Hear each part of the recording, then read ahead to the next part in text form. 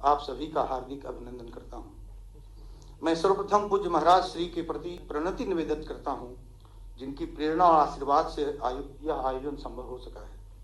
यह आयोजन गत 1 अगस्त को ही प्रस्तावित था, क्योंकि 1 अगस्त डॉक्टर कन्हैया सिंह जी की जन्मतिथि पड़ती है। अभिनंदन ग्रंथ की योजना बनने पर पूज्य महाराज श्री ने आशीर्वाद स्वरूप डॉक्टर कन्हैया सिंह के विषय में संस्मरणात्मक आलेख भी दिया था,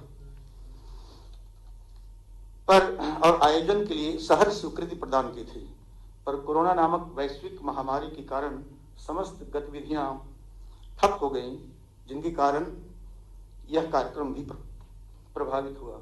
यद्यपि कोरोना के प्रकोप से अभी देश पूरी तरह से मुक्त नहीं हो पाया है, पर अब जनजीवन काफी सीमा तक सामान्य हो गया है और आयोजन होने लगे हैं। माननीय मुख्यमंत्री पूज्य महाराज श्री की सक्रियता और व्यस्तता से हम सभी परिचित हैं, पर यह उनका साहित्य अनुराग और डॉक्टर कन्हैया सिंह के प्रति आत्मीय भाव ही है कि हम कार्यक्रम करने में सफल हो पा रहे हैं। महाराज जी ने कार्यक्रम के लिए समय निकाला, इतदर्थ हम सब उनके प्रति अतिशय कृतज्ञ हैं। माननीय विधानसभा अध्यक्ष जी ने हिंदी संस्थान के अनुरोध को किंचित अस्वस्थता के बावजूद अत्यंत आत्मीयता और सहजता के साथ स्वीकार किया और यहाँ पधारे हैं। इसके लिए मैं व्यक्तिगत रूप से उनके प्रति हृदय से आभार प्रकट करता हूँ। यह अत्यंत आह्लाद का विषय है कि डॉक्टर कन्हैया सिंह जी की 4 पीढ़ियां यहाँ विद्यमान हैं, इस सारस्वत समारोह में भागीदार हो रही हैं। यह सौभाग्य मित्रों अत्यंत विरल होता है। संस्थान के प्रति आत्मीयता रखने वाले और डॉक्टर कन्हैया सिंह जी के व्यक्तित्व और कृतित्व से सुपरिचित सुधीजन यहाँ उपस्थित हैं। यह संस्थान के लिए गर्व की बात है। ध्यातव्य है कि डॉक्टर कन्हैया सिंह वर्षों से हिंदी संस्थान की गतिविधियों से सक्रिय रूप से जुड़े रहे हैं। उत्तर प्रदेश हिंदी संस्थान ने उन्हें साहित्य भूषण और पंडित दीनदयाल उपाध्याय साहित्य सम्मान से सम्मानित भी किया है। और एक बात और भी है जिसे मैं यहाँ कहना चाहता हूँ कि संस्थान से मुझे जोड़ने में उनकी सक्रिय भूमिका रही है। मुझे स्मरण है कि 1997 से 2000 के मध्य जब डॉक्टर शरण बिहारी गोस्वामी हिंदी संस्थान के कार्यकारी उपाध्यक्ष थे, तब यह पद कार्यकारी उपाध्यक्ष का हुआ करता था। तब डॉक्टर कन्हैया सिंह जी के परामर्श से ही मैं संस्थान की सामान्य सभा का सदस्य मनोनीत हुआ था। पूज्य महाराज श्री की प्रेरणा से जब शासन ने मुझे संस्थान का दायित्व सौंपा, तो हिंदी संस्थान की कार्यकारिणी के वरिष्ठ सदस्य के रूप में मुझे डॉक्टर कन्हैया सिंह जी के अनुभवों का लाभ बराबर मिलता रहा।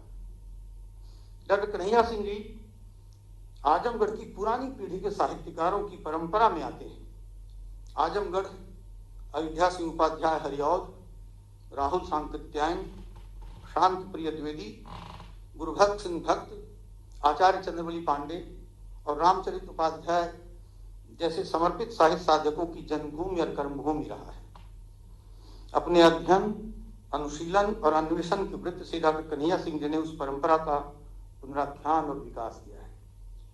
डॉक्टर सिंह का व्यक्तित्व बहुआयामी रहा है। वे संघ, राष्ट्रीय स्वयंसेवक संघ के एक निष्ठावान कार्यकर्ता रहे हैं। इस कारण उन्हें 1975 के आपातकाल में मीसाबंदी का पुरस्कार भी मिला है और उन्होंने आपातकाल में नैनी जेल में अपने जीवन व्यतीत किए हैं, जिसकी याद उनकी रचनात्मक धरातल पर प्रकट हुई है अंधेरे के अध्याय के रूप में। आपातकाल दिनों हम लोग सब विद्यार्थी थे, शोध छात्र थे।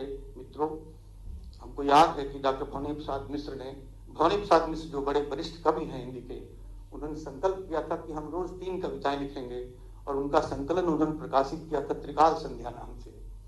उसी समय महादेव वर्मा ने बहुत ही निर्भीकता के साथ कहा था कि सारा देश आज कारागार हो गया है, और अज्ञेय का निबंध हमको याद आता है, लिखा था चुप की दहाड़ नाम से। मित्रों, डॉक्टर सिंह की राजनीतिक गतिविधियों में भी सक्रियता रही है।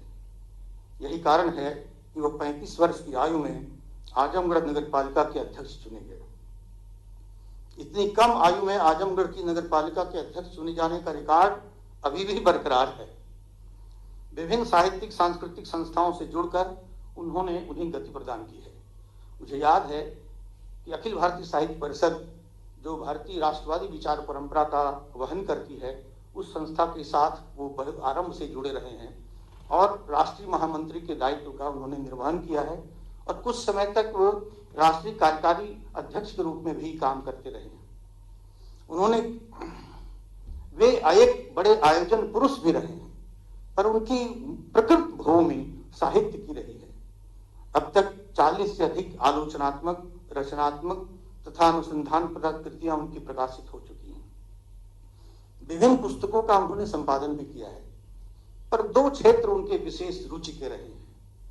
एक पाठानुसंधान का क्षेत्र है, जिस पर आजकल अध्यापकों की और विद्यार्थियों की भी रुचि कुछ कम हो गई है। यह थोड़ी चिंता की बात है।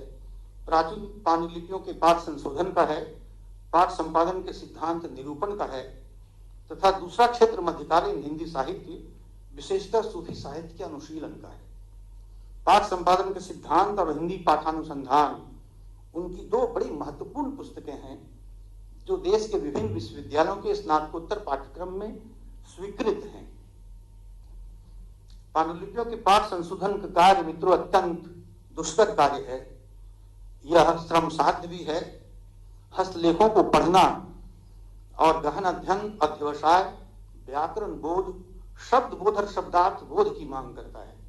डॉक्टर कन्हैया सिंह पाठानुसंधान के दुर्लभ विद्वान हैं। इसका परिचय मुझे तब मिला था जब मैंने डॉक्टर भगदेव प्रसाद सिंह, जो मेरे गुरु भी थे, को कन्हैया सिंह के साथ पद्मावत के पाठ निर्धारण हेतु एक एक शब्द पर गहन विमर्श करते हुए देखा था। यह बात 1977-78 की है। इसी गहन विमर्श का परिणाम है पद्मावत का नया पाठ, जिसे पद्मावती नाम से विश्वविद्यालय प्रकाशन वाराणसी ने प्रकाशित किया है, पर जिसकी ओर अभी ध्यान विद्वानों का कम गया है। इसका भी गहन विश्लेषण और मूल्यांकन होना शेष है। कन्हैया सिंह के रचनात्मक, आलोचनात्मक और अनुसंधानपरक साहित्य का लेखन का परिमाण बहुत अधिक है, और सबकी चर्चा यहाँ संभव नहीं है। उनके परिचय से संबंधित पत्रक में रचनाओं की पूरी सूची दी गई है, आप उसको देख सकते हैं। डॉक्टर कन्हैया सिंह जी के व्यक्तित्व कृतित्व पर केंद्रित अभिनंदन ग्रंथ में उनके सभी जो प्रकाशित साहित्य हैं, उनका जो जीवन वृत्त है, उनके जो व्यक्तित्व के विभिन्न पक्ष हैं, उन पर विस्तार से प्रकाश डाला गया है। ग्रंथ के शीर्षक पर मैं अवश्य 2 शब्द कहना चाहूंगा। ग्रंथ के शीर्षक का चयन डॉक्टर विनम्र सेन सिंह ने आधुनिक कविता के सशक्त हस्ताक्षर अज्ञे जी द्वारा संपादित चौथा सप्तक के प्रमुख कवि डॉक्टर श्रीराम वर्मा के लेख से लिया है। डॉक्टर कन्हैया सिंह जी के व्यक्तित्व पर केंद्रित एक पुस्तक काफी पहले प्रकाशित हुई थी, आलोचक का अंतर्दर्शन, जिसकी भूमिका लिखी थी श्रीराम वर्मा ने। उसका शीर्षक उन्होंने दिया था काली मिट्टी पर पारे की रेखा। शीर्षक काव्यमय है, लाक्षणिक है और इस पर व्यंजना भी है। डॉक्टर कन्हैया सिंह के भौतिक, बौद्धिक और सांस्कृतिक व्यक्तित्व को समुचित ढंग से उजागर करने वाला है। आप सब जानते हैं कि आजमगढ़ से सटीक स्थान है निजामाबाद, जहाँ की मिट्टी काली होती है, विभिन्न आकृतियां वहां गढ़ी जाती हैं और उस पर चांदी के पानी से लिखा जाता है। प्रकृति ने डॉक्टर कन्हैया सिंह के रूप में एक आकृति गढ़ी और उस पर पारे की चमक बिखेर दी, जो उनके व्यक्तित्व के वैशिष्ट्य के रूप में प्रकट हुई है। मैं शीर्षक के चयन के लिए स्वर्गीय श्री राम वर्मा का स्मरण करता हूं और उसे ग्रंथ के शीर्षक के रूप में चयन करने के लिए विनम्र को बहुत साधुवाद देता हूं। विनम्र बिंदु परंपरा के योग्य उत्तराधिकारी सिद्ध होंगे, इसका मुझे विश्वास है। डॉक्टर कन्हैया सिंह जी निरंतर सर्जनारत हैं। उनकी कोरोना काल में 3 पुस्तकें प्रकाशित हुई हैं। हिंदी संस्थान भी उनकी 2 पुस्तकें प्रकाशित करने जा रहा है। एक आचार्य चंद्रवली पांडे के व्यक्तित्व कृतित्व पर उनकी पुस्तक है और दूसरी पुस्तक स्वतंत्रता संग्राम के सेनानी बाबू कुंवर सिंह के जीवन वृत्त पर आधारित है। डॉक्टर कन्हैया सिंह जी उपनिषद के इस वाक्य को चरितार्थ कर रहे हैं, कुर्वन्नेवे कर्माणि जिजीव शिक्षतम समा। कन्हैया सिंह को मैं एक ऐसे मनीषी विद्वान के रूप में कहना चाहूंगा जिसके लिए जायसी इनके प्रिय कवि हैं। जायसी की बहुत अच्छी पंक्ति है, पंडित सो जो हाथ न चढ़ा। ये डॉक्टर कन्हैया सिंह उसी पंडित की परंपरा में आते हैं। डॉक्टर कन्हैया, मेरी ईश्वर से प्रार्थना है कि जीवन के कर्मरत रहते हुए डॉक्टर कन्हैया सिंह जीवन के 100 शरद देखें। हमारे यहाँ प्रार्थना ही की गई है, जीवेम शरद शतम, और नई पीढ़ी का मार्गदर्शन करते रहें। एक बार पुनः आदरणीय मंच के प्रति कृतज्ञता ज्ञापित करते हुए और आपकी सबकी सहभागिता के लिए आभार व्यक्त करते हुए पुनः आप सबका स्वागत करता हूँ। और अंत में डॉक्टर कन्हैया सिंह के लिए तब पंक्ति जैसी ही उद्धृत करता हूँ, धन्य सोई जस कीरत जासु। बहुत बहुत धन्यवाद। धन्यवाद आदरणीय कार्यकारी अध्यक्ष महोदय। अब मैं वरिष्ठ साहित्यकार डॉक्टर कन्हैया सिंह जी से आग्रह करता हूं कि आए और अपने भाव प्रकट करें। डॉक्टर कन्हैया सिंह जी।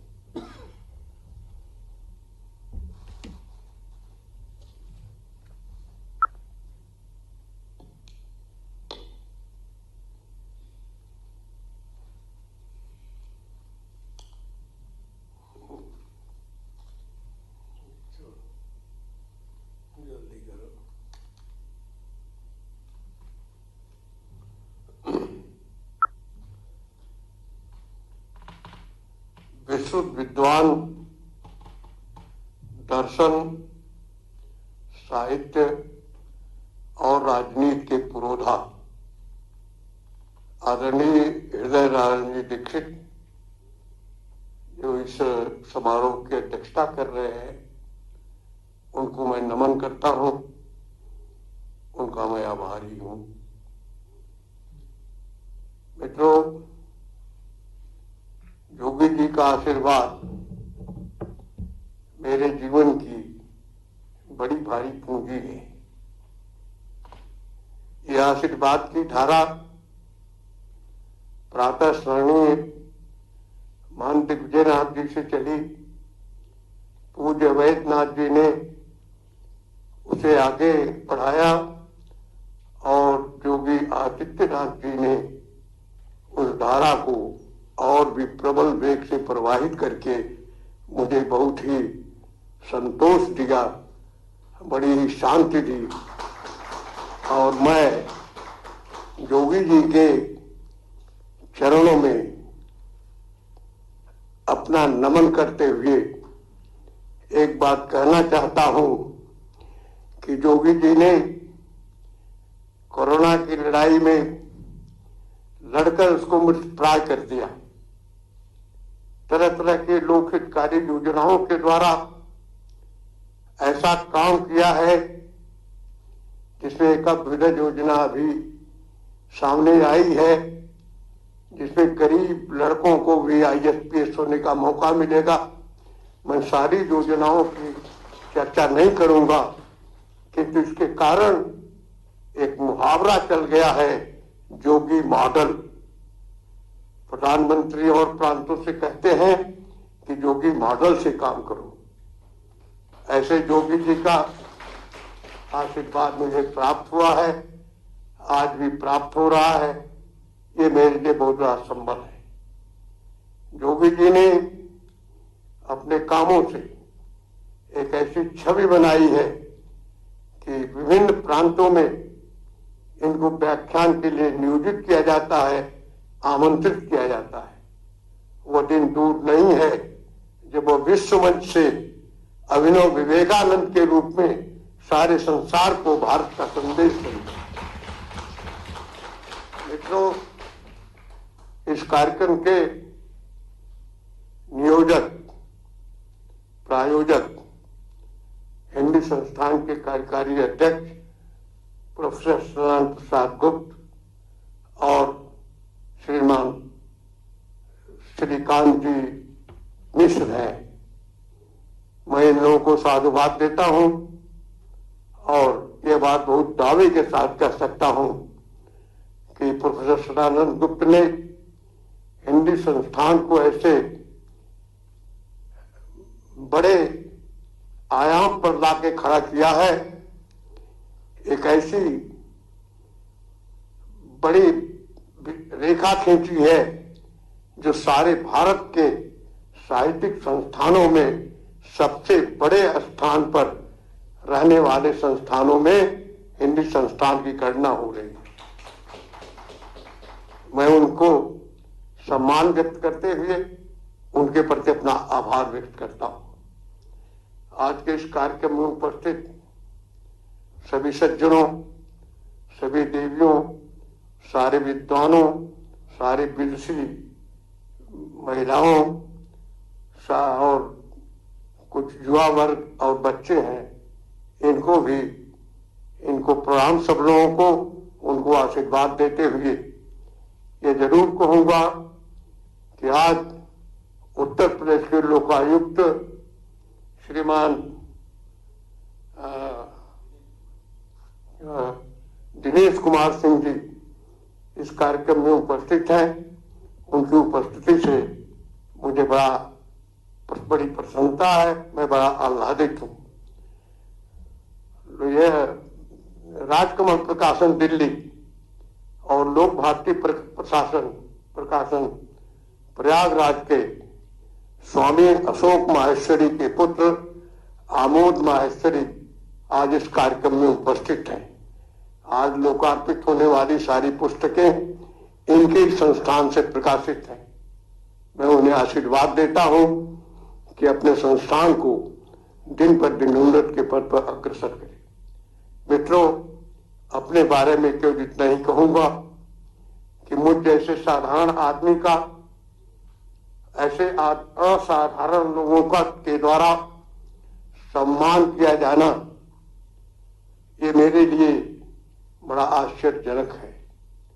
यही कहूंगा कि धूल चढ़े नव पवन प्रसंगा, इन महापुरुषों के सत्संग और सानिध्य से पैरों से रौदी हुई धूल के समान मैं आज सम्मानित हो रहा हूं और मुझे इस प्रकार का सम्मान दिया जा रहा है कि मुझे लगता है कि शायद कुछ जितना मैं हूं उससे कुछ ज्यादा ही दिया जा रहा है।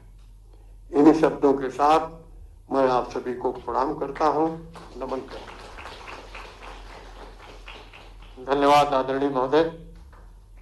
अब हम सबके लिए अत्यंत आह्लाद का विषय है कि इस सारस्वत कार्यक्रम की अध्यक्षता श्रेष्ठ चिंतक, विचारक, माननीय विधानसभा अध्यक्ष श्रीमान हृदय नारायण जी दीक्षित के द्वारा की जा रही है। अध्यक्षीय उद्बोधन हेतु माननीय विधानसभा अध्यक्ष महोदय से आग्रह करता हूं कि आए और अपने अध्यक्षीय उद्बोधन से हमें कृतार्थ करें। श्रीमान हृदय नारायण जी दीक्षित।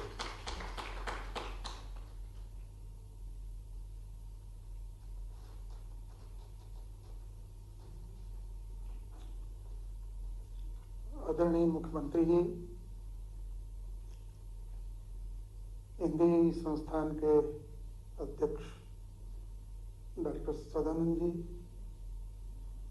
और आज इस कार्यक्रम में जो उत्सव मूर्ति हैं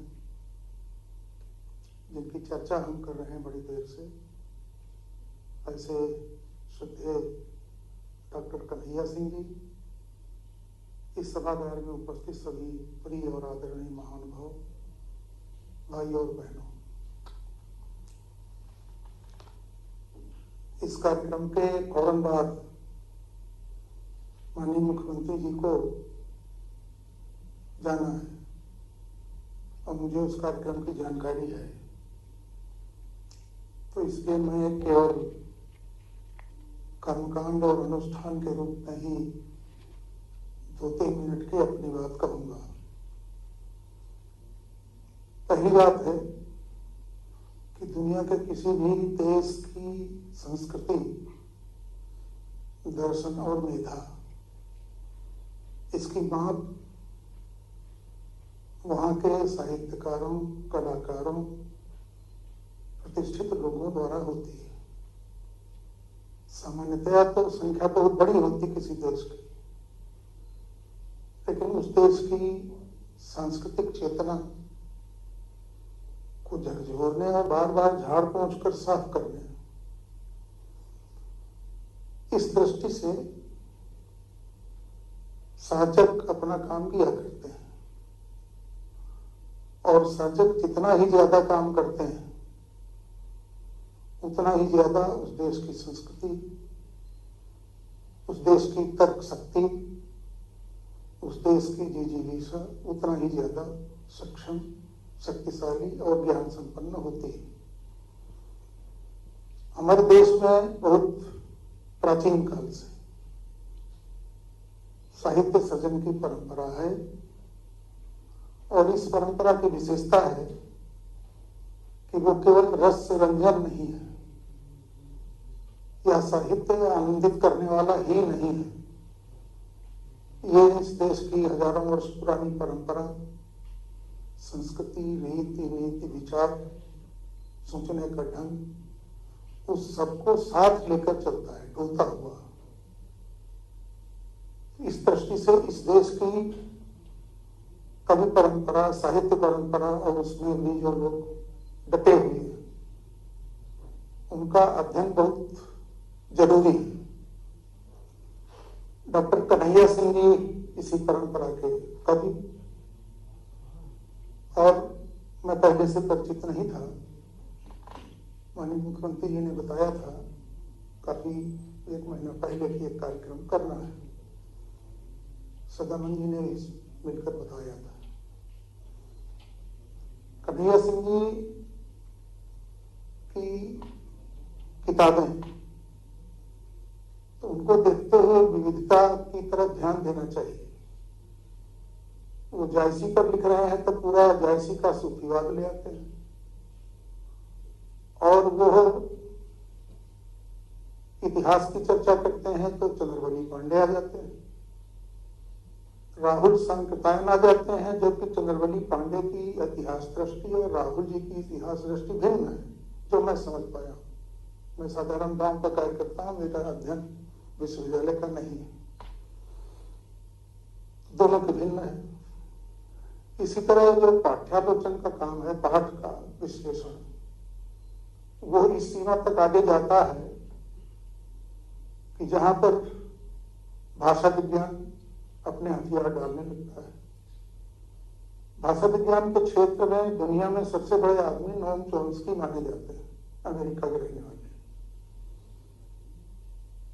भारत में डॉक्टर सत्यकेत मिश्रा जी, रामविलास शर्मा जी, ऐसे अनेक विद्वान हैं। अब डॉक्टर कन्हैया सिंह जी भाषा विज्ञान के क्षेत्र में भी काम कर रहे थे, ये बात हम लोगों को नहीं मालूम, और ये मालूम होती तो ज्यादा अच्छा होता। अपने यहाँ जो बहुत लिखते पढ़ते हैं, परिश्रम करते हैं, तो उनके काम का प्रचार प्रसार प्रायः नहीं होता, और ऐसा प्रचार प्रसार का आवश्यक है। किसी देश की संस्कृति और सभ्यता के विकास में साहित्य की भूमिका है, और हमारे देश की संस्कृति और सभ्यता तो साहित्य से ही चलती है। दुनिया के अन्य देशों में ऐसे ग्रंथ, ऐसी किताबें नहीं हैं जो धर्म मार्ग भी हों और जो साहित्य मार्ग भी हों। जैसे रामचरितमानस, तो उसमें कविता का आस्वाद है, शब्द और अर्थ का आस्वाद है, हर तरह का आस्वाद है। और घर में किसी की तबीयत खराब हो तो 24 घंटे अखंड रामायण पढ़वा दीजिए, ठीक हो जाएगा, ये भी आस्वाद है। तो आस्था, आस्तिकता, ये भी हमारे साहित्य के साथ लगातार जुड़ी है। मैं ये किताबें पढ़े होता तो मेरा सौभाग्य होता, जो उल्लेख उन्होंने किया है। मैं भी अपना सामाजिक जीवन निर्वहन करते हुए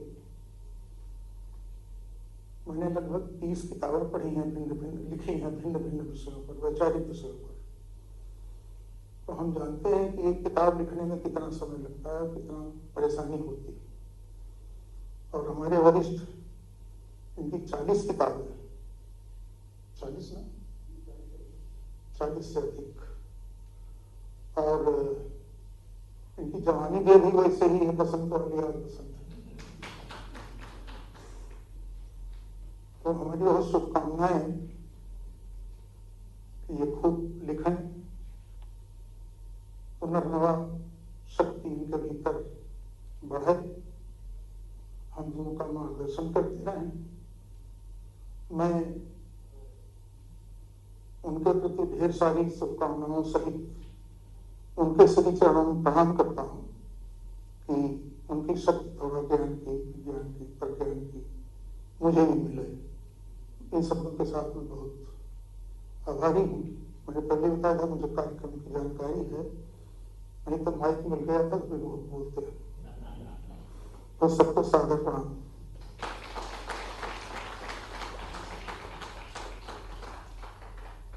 हम सभी आभारी हैं माननीय विधानसभा अध्यक्ष जी के अध्यक्षीय उद्बोधन के प्रति।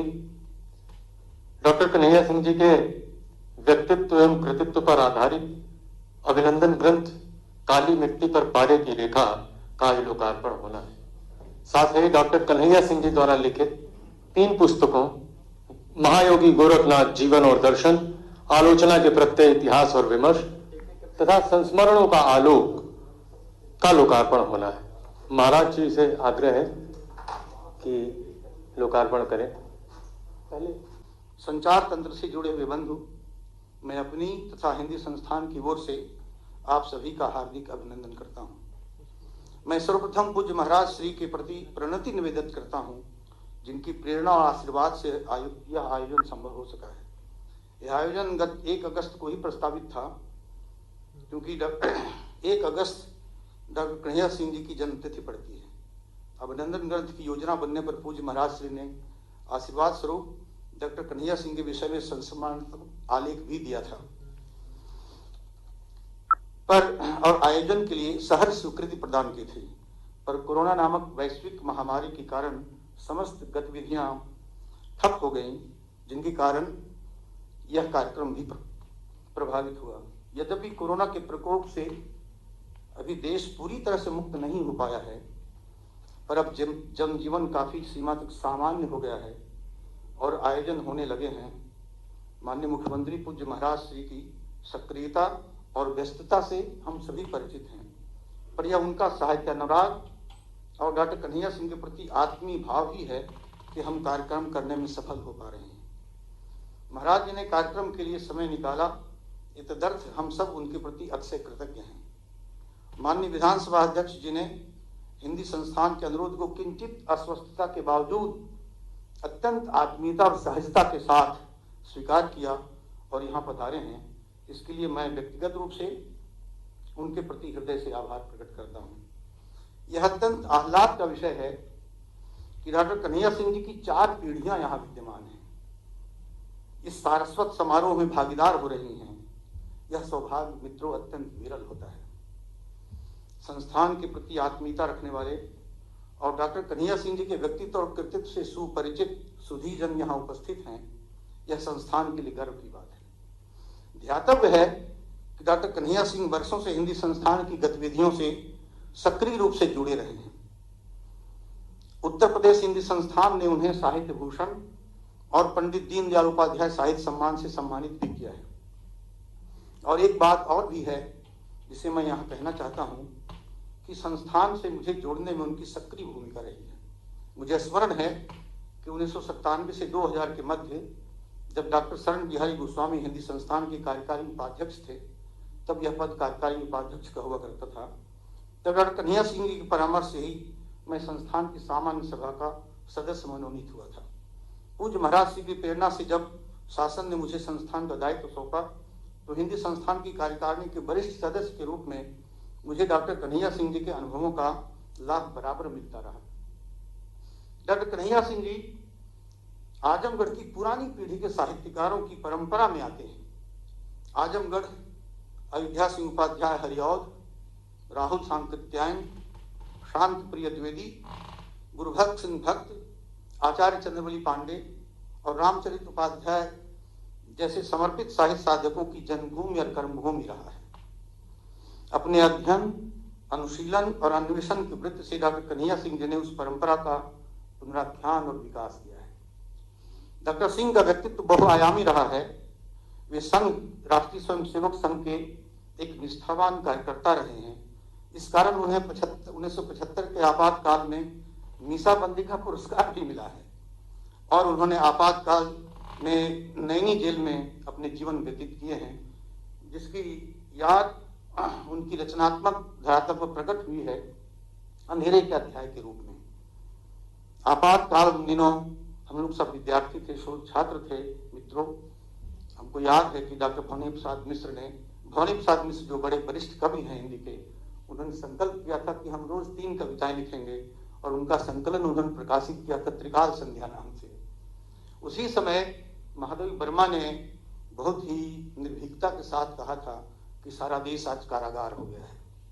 और अज्ञेय का निबंध हमको याद आता है, लिखा था चुप की दहाड़ नाम से।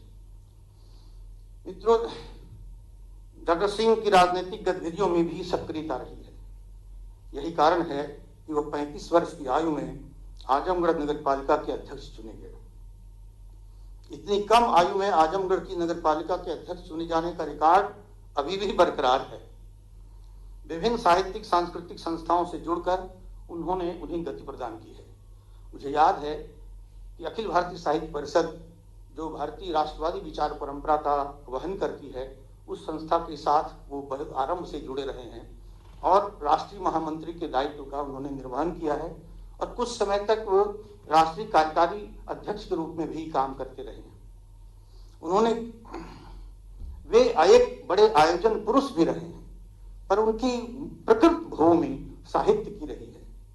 अब तक 40 से अधिक आलोचनात्मक, रचनात्मक तथा अनुसंधानप्रद कृतियां उनकी प्रकाशित हो चुकी हैं। विभिन्न पुस्तकों का उन्होंने संपादन भी किया है, पर 2 क्षेत्र उनके विशेष रुचि के रहे हैं। एक पाठानुसंधान का क्षेत्र है, जिस पर आजकल अध्यापकों की और विद्यार्थियों की भी रुचि कुछ कम हो गई है। यह थोड़ी चिंता की बात है। प्राचीन पांडुलिपियों के पाठ संशोधन का है, पाठ संपादन के सिद्धांत निरूपण का है तथा दूसरा क्षेत्र मध्यकालीन हिंदी साहित्य, विशेषतः सूफी साहित्य के अनुशीलन का है। पाठ संपादन के सिद्धांत और हिंदी पाठानुसंधान उनकी 2 बड़ी महत्वपूर्ण पुस्तकें हैं, जो देश के विभिन्न विश्वविद्यालयों के स्नातकोत्तर पाठ्यक्रम में स्वीकृत हैं। पांडुलिपियों के पाठ संशोधन का कार्य मित्रों अत्यंत दुष्कर कार्य है। यह श्रम साध्य भी है। हस्तलेखों को पढ़ना और गहन अध्ययन, अध्यवसाय, व्याकरण बोध, शब्द बोध और शब्दार्थ बोध की मांग करता है। डॉक्टर कन्हैया सिंह पाठानुसंधान के दुर्लभ विद्वान हैं। इसका परिचय मुझे तब मिला था जब मैंने डॉक्टर भगवती प्रसाद सिंह, जो मेरे गुरु भी थे, को कन्हैया सिंह के साथ पद्मावत के पाठ निर्धारण हेतु एक एक शब्द पर गहन विमर्श करते हुए देखा था।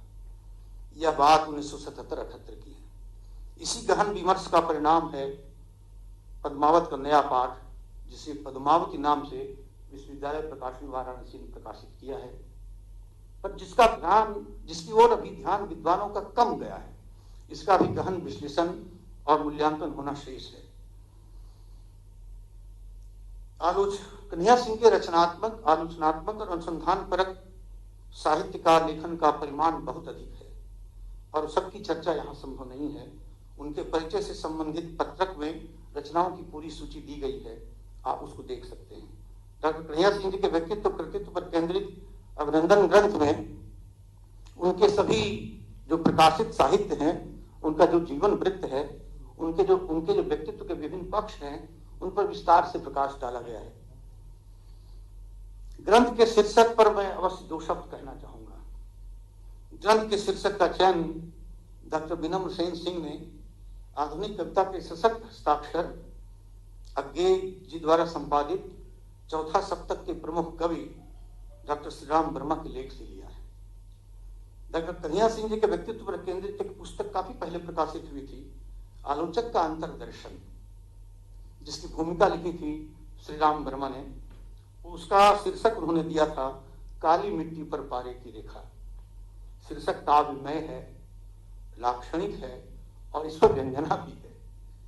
डॉक्टर कन्हैया सिंह के भौतिक, बौद्धिक और सांस्कृतिक व्यक्तित्व को समुचित ढंग से उजागर करने वाला है। आप सब जानते हैं कि आजमगढ़ से सटे एक स्थान है निजामाबाद, जहाँ की मिट्टी काली होती है, विभिन्न आकृतियां वहां गढ़ी जाती हैं और उस पर चांदी के पानी से लिखा जाता है। प्रकृति ने डॉक्टर कन्हैया सिंह के रूप में एक आकृति गढ़ी और उस पर पारे की चमक बिखेर दी, जो उनके व्यक्तित्व के वैशिष्ट्य के रूप में प्रकट हुई है। मैं शीर्षक के चयन के लिए स्वर्गीय श्री राम वर्मा का स्मरण करता हूँ और उसे ग्रंथ के शीर्षक के रूप में चयन करने के लिए विनम्र को बहुत साधुवाद देता हूँ। विनम्र बिंदु परंपरा के योग्य उत्तराधिकारी सिद्ध होंगे, इसका मुझे विश्वास है। डॉक्टर कन्हैया सिंह जी निरंतर सर्जनारत हैं। उनकी कोरोना काल में 3 पुस्तकें प्रकाशित हुई हैं। हिंदी संस्थान भी उनकी 2 पुस्तकें प्रकाशित करने जा रहा है। एक आचार्य चंद्रवली पांडे के व्यक्तित्व कृतित्व पर उनकी पुस्तक है और दूसरी पुस्तक स्वतंत्रता संग्राम के सेनानी बाबू कुंवर सिंह के जीवन वृत्त पर आधारित है। डॉक्टर कन्हैया सिंह जी उपनिषद के इस वाक्य को चरितार्थ कर रहे हैं, कुर्वन्नेवे कर्माणि जिजीव शिक्षतम समाह। कन्हैया सिंह को मैं एक ऐसे मनीषी विद्वान के रूप में कहना चाहूंगा जिसके लिए जायसी इनके प्रिय कवि हैं। जायसी की बहुत अच्छी पंक्ति है, पंडित सो जो हाथ में चढ़ा। ये डॉक्टर कन्हैया सिंह उसी पंडित की परंपरा में आते हैं। डॉक्टर कन्हैया, मेरी ईश्वर से प्रार्थना है कि जीवन के कर्मरत रहते हुए डॉक्टर कन्हैया सिंह जीवन के 100 शरद देखें। हमारे यहाँ प्रार्थना ही की गई है, जीवेम शरद शतम, और नई पीढ़ी का मार्गदर्शन करते रहें। एक बार पुनः आदरणीय मंच के प्रति कृतज्ञता ज्ञापित करते हुए और आपकी सबकी सहभागिता के लिए आभार व्यक्त करते हुए पुनः आप सबका स्वागत करता हूँ। और अंत में डॉक्टर कन्हैया सिंह के लिए पंक्ति जायसी की ही उद्धृत करता हूँ, धन्य सोई जस कीरत जासु। बहुत बहुत धन्यवाद। धन्यवाद आदरणीय कार्यकारी अध्यक्ष महोदय। अब मैं वरिष्ठ साहित्यकार डॉक्टर कन्हैया सिंह जी से आग्रह करता हूं कि आए और अपने भाव प्रकट करें। डॉक्टर कन्हैया सिंह जी।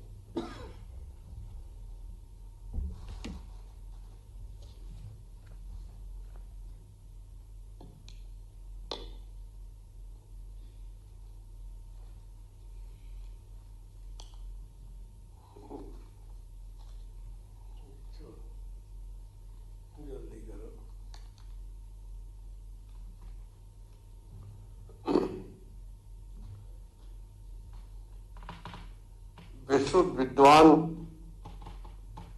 दर्शन, साहित्य और राजनीति के पुरोधा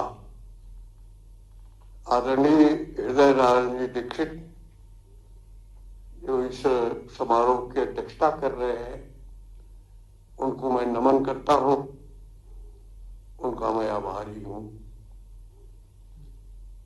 मित्रों, योगी जी का आशीर्वाद मेरे जीवन की बड़ी भारी पूंजी है। यह आशीर्वाद की धारा प्रातः स्मरणीय महंत दिग्विजयनाथ जी से चली, पूज्य वैद्यनाथ जी ने उसे आगे बढ़ाया और योगी आदित्यनाथ जी ने उस धारा को और भी प्रबल वेग से प्रवाहित करके मुझे बहुत ही संतोष दिया, बड़ी ही शांति दी। और मैं योगी जी के चरणों में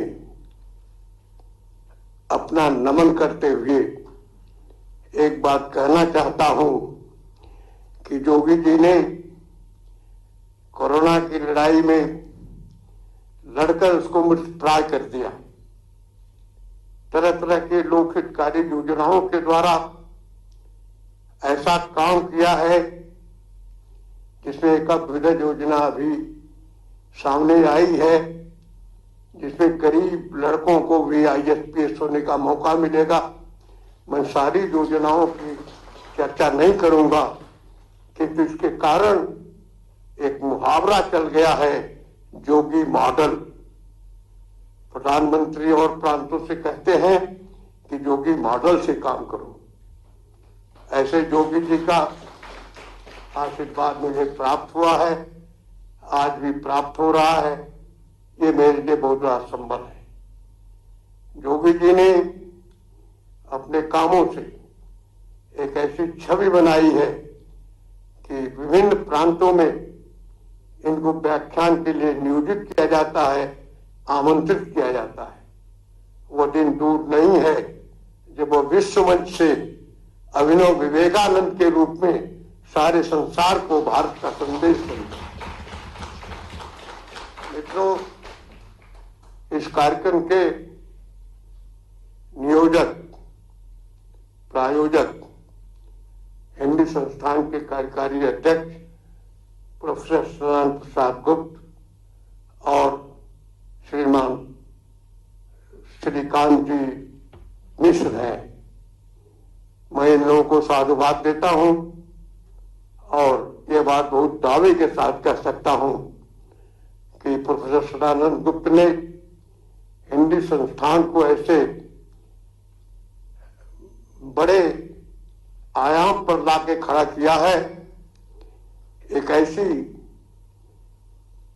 बड़ी रेखा खींची है जो सारे भारत के साहित्यिक संस्थानों में सबसे बड़े स्थान पर रहने वाले संस्थानों में हिंदी संस्थान की गणना हो रही है। मैं उनको सम्मान व्यक्त करते हुए उनके प्रति अपना आभार व्यक्त करता हूं। आज के इस कार्यक्रम में उपस्थित सभी सज्जनों, सभी देवियों, सारे विद्वानों, सारे विदुषी महिलाओं और कुछ युवा वर्ग और बच्चे हैं, इनको प्रणाम। सब लोगों को उनको आशीर्वाद देते हुए ये जरूर कहूंगा कि आज उत्तर प्रदेश के लोकायुक्त श्रीमान दिनेश कुमार सिंह जी इस कार्यक्रम में उपस्थित हैं। उनकी उपस्थिति से मुझे बड़ी प्रसन्नता है, मैं बड़ा आह्लादित हूं। यह राजकमल प्रकाशन दिल्ली और लोक भारती प्रकाशन प्रयागराज के स्वामी अशोक माहेश्वरी के पुत्र आमोद माहेश्वरी आज इस कार्यक्रम में उपस्थित हैं। आज लोकार्पित होने वाली सारी पुस्तकें इनके संस्थान से प्रकाशित हैं।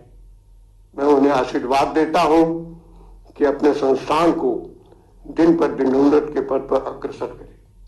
मित्रों, अपने बारे में केवल इतना ही कहूंगा कि मुझ जैसे साधारण आदमी का ऐसे असाधारण लोगों का के द्वारा सम्मान किया जाना ये मेरे लिए बड़ा आश्चर्यजनक है।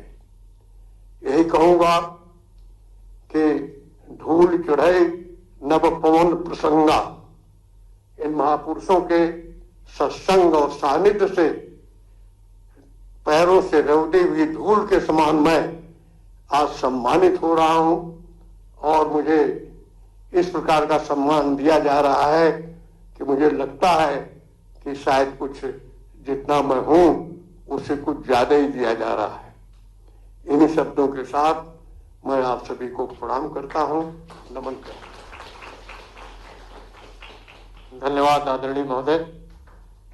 अब हम सबके लिए अत्यंत आह्लाद का विषय है कि इस सारस्वत कार्यक्रम की अध्यक्षता श्रेष्ठ चिंतक, विचारक, माननीय विधानसभा अध्यक्ष श्रीमान हृदय नारायण जी दीक्षित के द्वारा की जा रही है।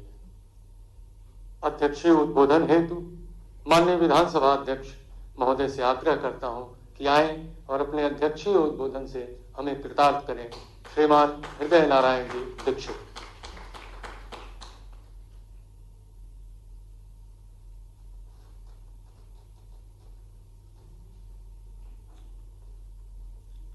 आदरणीय मुख्यमंत्री जी, हिंदी संस्थान के अध्यक्ष डॉक्टर सदानंद जी और आज इस कार्यक्रम में जो उत्सव मूर्ति हैं जिनकी चर्चा हम कर रहे हैं बड़ी देर से, ऐसे श्रद्धेय डॉक्टर कन्हैया सिंह जी, इस सभागार में उपस्थित सभी प्रिय और आदरणीय महानुभाव, भाई और बहनों, इस कार्यक्रम के फौरन बाद माननीय मुख्यमंत्री जी को जाना है और मुझे उस कार्यक्रम की जानकारी है, तो इसलिए मैं केवल कर्मकांड और अनुष्ठान के रूप में ही 2-3 मिनट की अपनी बात कहूंगा।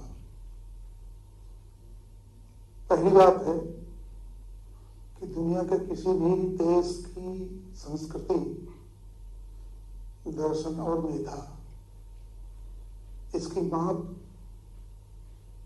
वहाँ के साहित्यकारों, कलाकारों, प्रतिष्ठित लोगों द्वारा होती है। सामान्यतया तो संख्या बहुत बड़ी होती किसी देश की, लेकिन उस देश की सांस्कृतिक चेतना को झकझोरने और बार बार झाड़ पोंछ कर साफ करने, इस दृष्टि से साचक अपना काम किया करते हैं। और साचक जितना ही ज्यादा काम करते हैं, उतना ही ज्यादा उस देश की संस्कृति, उस देश की तर्क शक्ति, उस देश की जिजीविषा उतना ही ज्यादा सक्षम, शक्तिशाली और ज्ञान संपन्न होती है। हमारे देश में बहुत प्राचीन काल से साहित्य सृजन की परंपरा है और इस परंपरा की विशेषता है कि वो केवल रस रंजन नहीं है या साहित्य आनंदित करने वाला ही नहीं है। ये इस देश की हजारों वर्ष पुरानी परंपरा, संस्कृति, रीति नीति, विचार, सोचने का ढंग, उस सबको साथ लेकर चलता है, डोलता हुआ।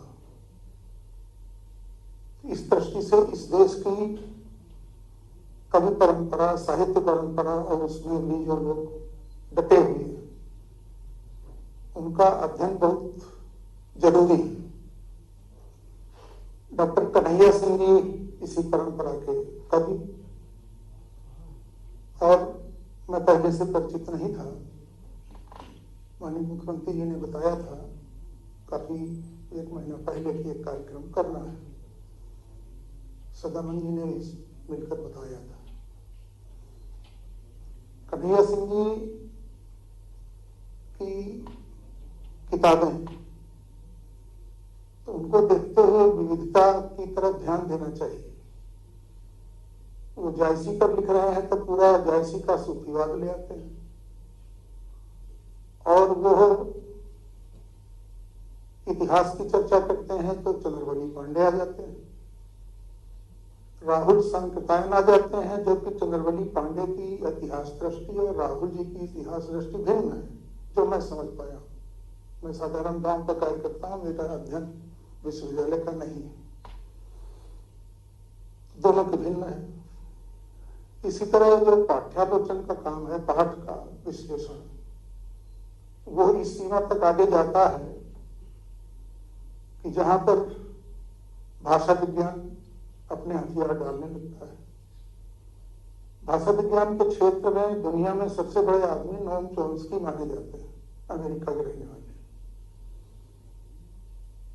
भारत में डॉक्टर सत्यकेत मिश्रा जी, रामविलास शर्मा जी, ऐसे अनेक विद्वान हैं। और डॉक्टर कन्हैया सिंह जी भाषा विज्ञान के क्षेत्र में भी काम कर रहे थे। ये बात हम लोगों को नहीं मालूम, और ये मालूम होती तो ज्यादा अच्छा होता। अपने यहाँ जो बहुत लिखते पढ़ते हैं, परिश्रम करते हैं, तो उनके काम का प्रचार प्रसार प्रायः नहीं होता, और ऐसा प्रचार प्रसार का आवश्यक है। किसी देश की संस्कृति और सभ्यता के विकास में साहित्य की भूमिका है, और हमारे देश की संस्कृति और सभ्यता तो साहित्य से ही चलती है। दुनिया के अन्य देशों में ऐसे ग्रंथ, ऐसी किताबें नहीं हैं जो धर्म मार्ग भी हों और जो साहित्य मार्ग भी हों। जैसे रामचरितमानस, तो उसमें कविता का आस्वाद है, शब्द और अर्थ का आस्वाद है, हर तरह का आस्वाद है। और घर में किसी की तबीयत खराब हो तो 24 घंटे अखंड रामायण पढ़वा दीजिए, ठीक हो जाएगा, ये भी आस्वाद है। आस्था, आस्तिकता, ये भी हमारे साहित्य के साथ लगातार जुड़ी है। मैं ये किताबें पढ़े होता तो मेरा सौभाग्य होता, जो उल्लेख उन्होंने किया है। मैं भी अपना सामाजिक जीवन निर्वहन करते हुए मैंने लगभग 30 किताबें पढ़ी हैं, लिखी हैं भिन्न भिन्न विषयों पर, वैचारिक विषयों पर। तो हम जानते हैं कि एक किताब लिखने में कितना समय लगता है, कितना परेशानी होती है। और हमारे वरिष्ठ, इनकी 40 किताबें, 40 ना, 40 से अधिक, और इनकी जवानी भी अभी वैसे ही है, बसंत वाली आज बसंत है। तो हमारी बहुत शुभकामनाएं कि ये खूब लिखें, पुनर्नवा शक्ति इनके भीतर बढ़े, हम दोनों का मार्गदर्शन करते रहें। मैं उनके प्रति ढेर सारी शुभकामनाओं सहित उनके श्री चरणों में प्रणाम करता हूँ कि उनकी शक्ति और ज्ञान की, विज्ञान की, प्रज्ञान की मुझे भी मिले। इन शब्दों के साथ मैं बहुत आभारी हूँ। मुझे पहले बताया था मुझे कार्यक्रम की जानकारी है, नहीं तो माइक मिल गया था तो लोग बोलते हैं।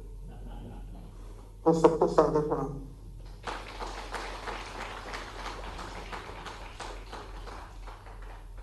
हम सभी आभारी हैं माननीय विधानसभा अध्यक्ष जी के अध्यक्षीय उद्बोधन के प्रति। डॉक्टर कन्हैया सिंह जी के व्यक्तित्व एवं कृतित्व पर आधारित अभिनंदन ग्रंथ काली मिट्टी पर पाड़े की रेखा का लोकार्पण होना है। साथ ही डॉक्टर कन्हैया सिंह जी द्वारा लिखित 3 पुस्तकों महायोगी गोरखनाथ जीवन और दर्शन, आलोचना के प्रत्यय इतिहास और विमर्श तथा संस्मरणों का आलोक का लोकार्पण होना है। महाराज जी से आग्रह है कि लोकार्पण करें। पहले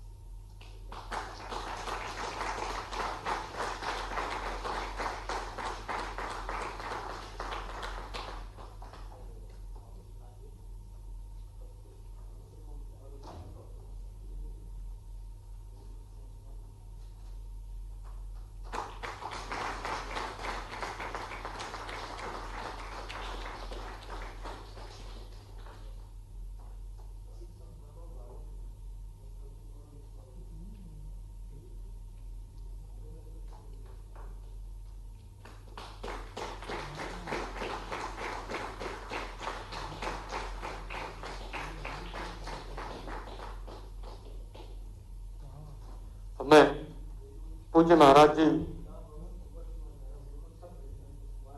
युवाओं के प्रेरणा स्रोत, हिंदू हृदय सम्राट पूज्य महाराज से आग्रह करता हूं कि आए और अपने आशीर्वचन स्वरूप हम सभी को कृतार्थ करने की कृपा करें। पूज्य महाराज से।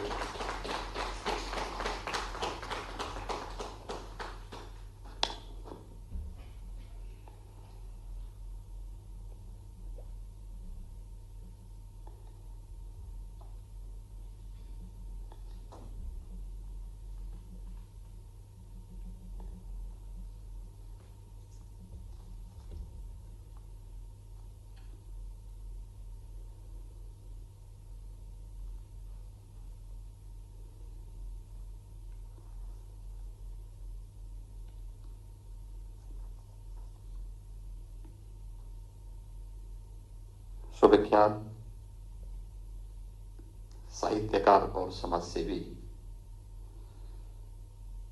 डॉक्टर कन्हैया सिंह जी के व्यक्तित्व पर केंद्रित पुस्तक काली मिट्टी पर पानी की लिखा कि आज के इस लोकार्पण समारोह के अध्यक्ष, विधानसभा के हमारे अध्यक्ष श्री दयानंद दीक्षित जी, वरिष्ठ साहित्यकार डॉक्टर कन्हैया सिंह जी, उत्तर प्रदेश हिंदी संस्थान के कार्यकारी अध्यक्ष डॉक्टर सदानंद प्रसाद गुप्ता जी, हिंदी संस्थान के निदेशक श्री श्रीकांत मिश्रा जी, कार्यक्रम का संचालन कर रहे डॉक्टर कन्हैया सिंह जी के पौत्र डॉक्टर विनम्र सेन सिंह जी, आज के समारोह में उपस्थित सभी महानुभाव, उत्तर प्रदेश हिंदी संस्थान के तत्वाधान में आज ये लोकार्पण का कार्यक्रम यहां पर संपन्न हुआ है। मैं हिंदी संस्थान को एक वरिष्ठ साहित्यकार का सम्मान और अभिनंदन के लिए सभी पदाधिकारियों को हृदय से धन्यवाद देते हुए डॉक्टर कन्हैया सिंह जी का हृदय से अभिनंदन करता हूं, उनका स्वागत करता हूं।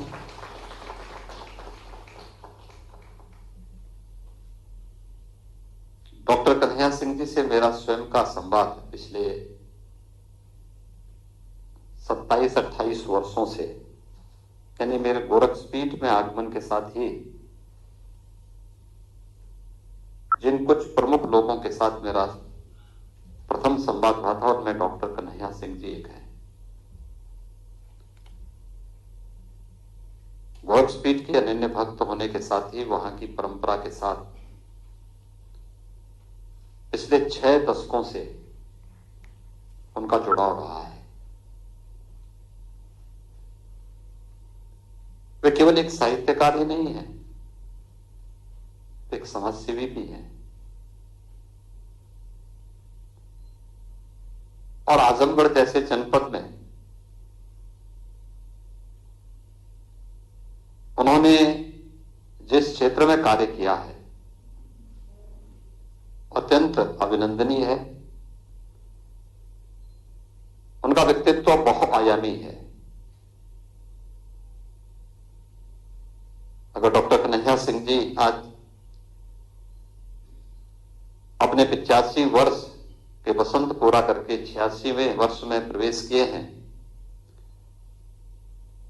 तो उन्होंने केवल साहित्य साधना का ही कार्य नहीं किया है,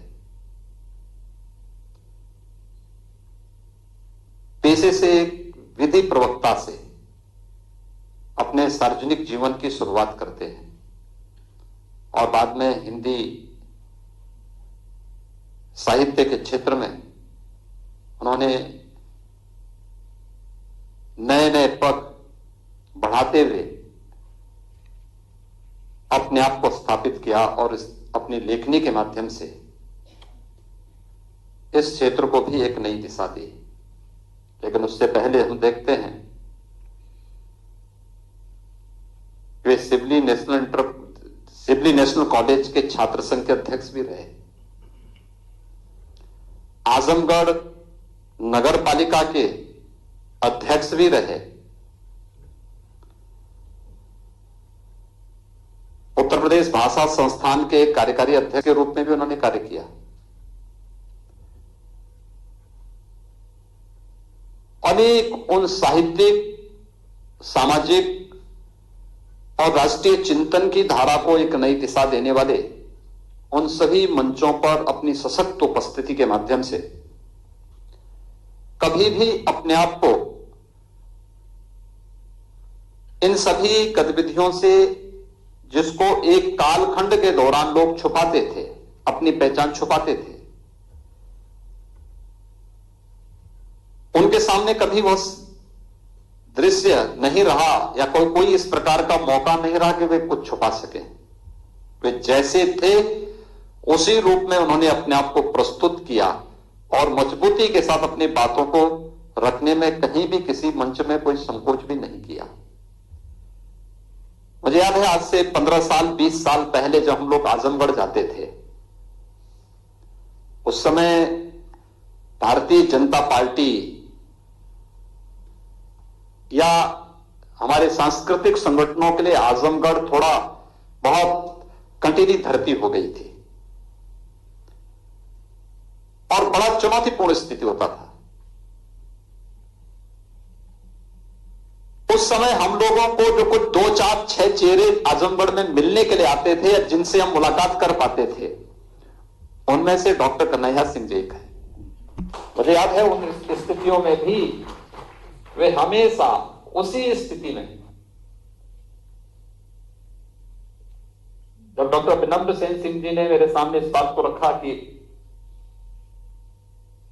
स्वाभाविक रूप से हर पौत्र को के लिए सौभाग्य का क्षण होगा कि अपने बाबा की साहित्यिक कृति को वह या उनके अभिनंदन ग्रंथ को वह अच्छे ढंग से साहित्यिक माहौल में जनता के सामने रख सके और उनकी विभिन्न कृतियों का भी विमोचन हो सके। पिछले 5-6 महीनों से ये उधेड़बीन चल रही थी और मेरी इच्छा थी कि उनके 85वें जन्मदिन 86वें जन्मदिन के अवसर पर यह कार्यक्रम यहां पर आयोजित हो, लेकिन कोरोना में भी चूंकि सारी गाइडलाइन हम तय कर रहे थे कि जो सबसे संवेदनशील कैटेगरी है उस प्रकार के लोगों को घर के बाहर नहीं निकलना है, और यहां पर मैं डॉक्टर कन्हैया सिंह जी के अभिनंदन का कार्यक्रम करता तो लोग स्वयं मुझे आलोचना के घेरे में खड़ा कर देते, तो मैं टालता रहा। मैं कहता था कुछ समय थोड़ा वेट करिए, मैं भी चाहता हूं ये कार्यक्रम हो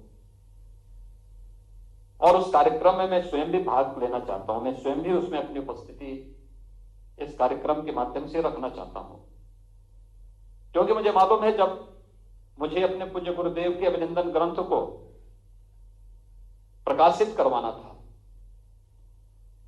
उस समय उस ग्रंथ के लिए उतनी सामग्री और सामग्री के साथ साथ फिर कैसे इस कार्यक्रम को आगे बढ़ाया जाए, क्योंकि साहित्य मेरा विषय नहीं था,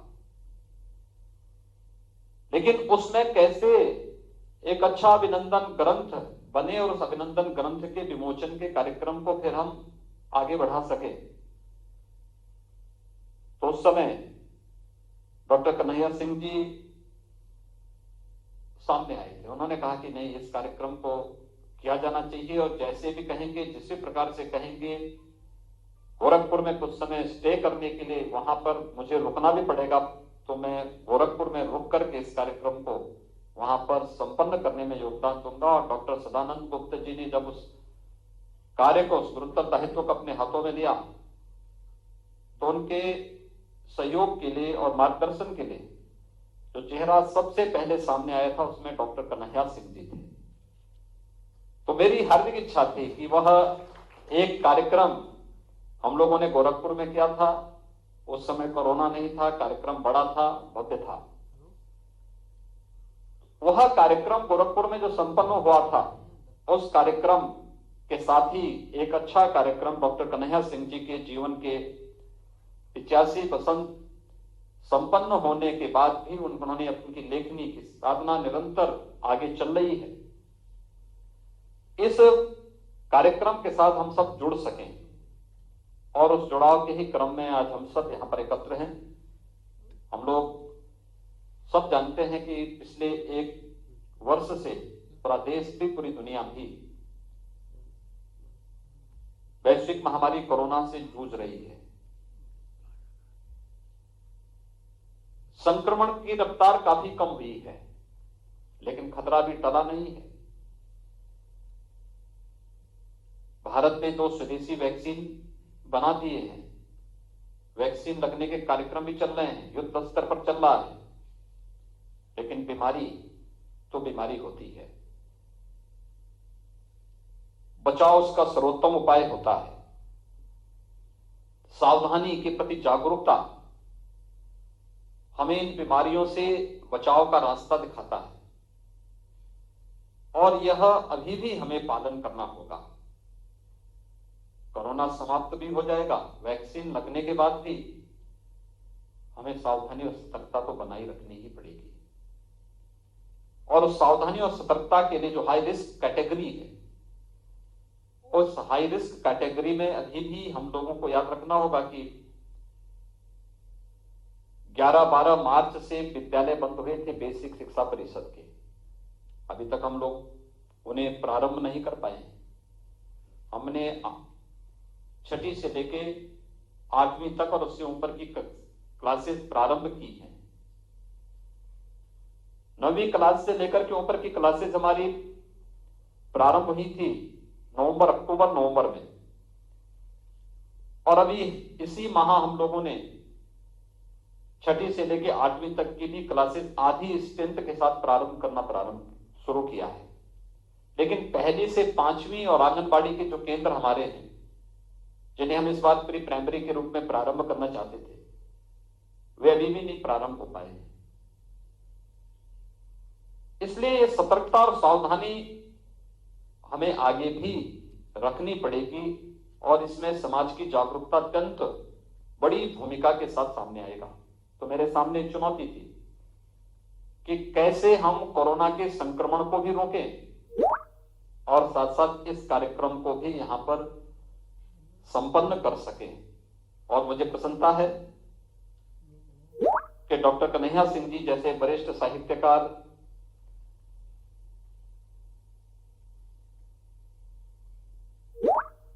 के अभिनंदन ग्रंथ के दृष्टि जो कार्यक्रम आयोजित हो, उस कार्यक्रम में हम लोग कुछ अच्छे ढंग से प्रस्तुत कर सकें और उस अच्छाई का एक प्रयास प्रारंभ हुआ है। मैं आज के इस अवसर पर जब डॉक्टर कन्हैया सिंह जी के अभिनंदन के साथ साथ उनकी साहित्यिक कृतियों का यहां पर विमोचन का एक कार्यक्रम संपन्न हुआ है, मैंने उनकी अनेक कृतियों को देखा है, उनका अवलोकन किया है और उन्होंने भी जिस क्षेत्र में उन्होंने जाके काम किया है पूरी तन्मयता के साथ लीन होकर के मधुमती स्थिति में जाकर के उस साहित्य साधना के प्रति अपने टूट निष्ठा को व्यक्त करने में किसी भी प्रकार का कोई संकोच नहीं किया है। आज जब उनके अभिनंदन के लिए काली मिट्टी पर पारे की रेखा के विमोचन के साथ ही उनके अन्य साहित्यिक कृतियों का विमोचन यहां पर हो रहा है, मैं इस अवसर पर डॉक्टर कन्हैया सिंह जी के स्वस्थ और दीर्घ जीवन की कामना करता हूं। ईश्वर उन्हें शतायु बनाए, उनकी साहित्य साधना निरंतर इसी तेजस्विता के साथ आगे बढ़ती रहे और साहित्य साधना में जो हमारे नए साहित्यकार आए हैं इन सब का मार्गदर्शन करता रहे, इस विश्वास के साथ उनकी जो अन्य कृतियां भी आज यहां पर विमोचित हो रही हैं, जिनका यहां पर एक कृति महायोगी गुरु गोरक्षनाथ जी पर भी है। गोरखनाथ जीवन और दर्शन से संबंधित उनकी कृति भी यहां पर विमोचित हो रही है और भी अन्य उनके जो साहित्य कृतियां हैं, इसके लिए मैं उनका हृदय से अभिनंदन करता हूं और विश्वास व्यक्त करता हूं कि उनकी साहित्य की साधना कोरोना कालखंड के दौरान तो उनको काफी फुर्सत मिली होगी, क्योंकि इस उम्र में भी वे इधर उधर जाते हैं, मेहनत करते हैं। भ्रमण का उनका कार्यक्रम इस उम्र में भी निरंतर चला, एक चरवेती के ही मंत्र पर आगे भी बढ़ रही है। लेकिन कोरोना कालखंड ने बहुत सारे लोगों को रचनात्मक रूप से एक जगह बैठ करके लिखने और उस पर चिंतन मनन करने की एक नई परंपरा को भी आगे बढ़ाने का अवसर दिया है और उनकी साहित्यिक कृति इसी कालखंड के दौरान आई है। मैं इसके लिए भी उनका हृदय से अभिनंदन करता हूं और ईश्वर से उनके स्वस्थ और दीर्घ जीवन की कामना करते हुए डॉक्टर विनम्र सेन सिंह जी को और हिंदी संस्थान के डॉक्टर सदानंद गुप्ता जी और उनकी पूरी टीम को भी मैं हृदय से धन्यवाद देता हूं कि उन्होंने डॉक्टर कन्हैया सिंह जी के अभिनंदन के लिए आज के इस आयोजन को यहाँ पर संपन्न किया है। मैं इसके साथ ही इस पूरे आयोजन से जुड़े हुए उन सभी महानुभावों को, जिन्होंने इस आयोजन के साथ जुड़ करके कोरोना के प्रोटोकॉल का भी पालन किया है और साथ साथ डॉक्टर कन्हैया सिंह जी के अभिनंदन के साथ सहभागी बने हैं, उन सबको भी हृदय से साधुवाद देते हुए आप सबके प्रति मैं अपनी शुभकामनाएं देता हूं। धन्यवाद। जय हिंद।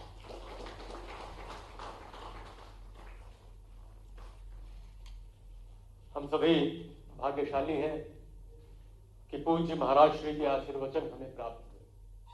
अब मैं उत्तर प्रदेश हिंदी संस्थान के निदेशक श्रीमान श्रीकांत मिश्र जी से आग्रह करता हूं कि आए और औपचारिक रूप से पूज्य महाराज श्री अध्यक्ष जी का आभार और आप सभी का आभार प्रकट करने के लिए श्रीकांत मिश्र जी को आमंत्रित। धन्यवाद संचालक महोदय। उत्तर प्रदेश हिंदी संस्थान के तत्वावधान में वरिष्ठ साहित्यकार और हिंदी संस्थान के साहित्य भूषण सम्मान एवं पंडित दीनदयाल उपाध्याय सम्मान से सम्मानित बहुआयामी व्यक्तित्व के धनी डॉक्टर कन्हैया सिंह जी के व्यक्तित्व कृतित्व पर केंद्रित अभिनंदन ग्रंथ के लोकार्पण के शुभ अवसर पर पधारे सभी अतिथियों के प्रति हम अत्यंत आभारी हैं। माननीय मुख्यमंत्री जी के प्रति विशेष रूप से आभारी हैं, जिन्होंने अपने आवास पर इस आयोजन को करने की अनुमति प्रदान की। महोदय की प्रेरणा एवं निर्देशन में यह कार्यक्रम आयोजित हो सका। महोदय की उपस्थिति मात्र से हिंदी जगत उत्साहित एवं गौरवान्वित है।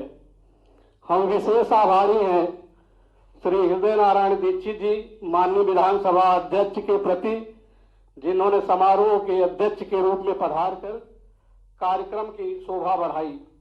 उत्तर प्रदेश हिंदी संस्थान के माननीय कार्यकारी अध्यक्ष डॉक्टर सदानंद प्रसाद गुप्त जी के प्रति भी हम आभारी हैं, जिनके मार्गदर्शन में उत्तर प्रदेश हिंदी संस्थान सक्रियता से गतिशील है। मंचासीन आदरणीय श्रद्धेय डॉक्टर कन्हैया सिंह जी के प्रति भी आभारी हैं, जिनकी विशेष उपस्थिति से यह आयोजन सफल हो पाया। डॉक्टर सिंह सतायु हो, चिरायु हो, स्वस्थ रहें और हिंदी साहित्य के संवर्धन एवं पोषण में अपना योगदान देते रहें। उत्तर प्रदेश हिंदी संस्थान की तरफ से यही मंगल कामना है। संचालक महोदय डॉक्टर विनम्र सेन सिंह जी के प्रति आभार, जिनके कुशल संचालन में यह कार्यक्रम सफल हुआ। अंत में उपस्थित सभी अतिथियों के प्रति हृदय से आभार। मीडिया कर्मियों को धन्यवाद। मुख्यमंत्री आवास के सभी अधिकारियों, सभी सहयोगियों को धन्यवाद। बहुत बहुत धन्यवाद। जलपान की व्यवस्था आप सभी के सभागार के बाहर है। मैं डॉक्टर कन्हैया सिंह जी के परिवारी जनों से निवेदन करता हूं कि शीघ्र मंच पर आ जाएं और महाराज जी के साथ एक चित्र के लिए उनकी बेटी, उनकी बहू, प्रपौत्री, पौत्र, बेटी, दामाद, सबसे आग्रह करता हूं कि आ जाएं, शीघ्र आएं, महाराज जी को विलंब।